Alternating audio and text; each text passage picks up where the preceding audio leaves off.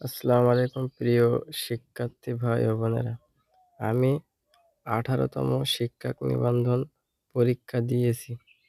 আর কয়েকদিন পর রেজাল্ট বের হবে।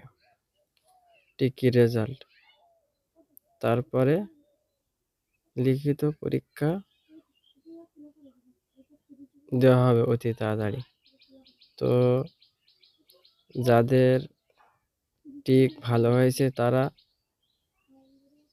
লিখিত পরীক্ষার জন্য প্রিপারেশান নেবেন। আর প্রিপারেশান কিভাবে নেবেন, কিভাবে লিখিত পরীক্ষার জন্য প্রিপারেশান নেবেন তা সম্পর্কে এই চ্যানেলে ভিডিও আপলোড করা হবে। এজন্য চ্যানেলটি সাবস্ক্রাইব করবেন, যাতে আপনাদের কাছে ভিডিওগুলো পৌঁছে যায়।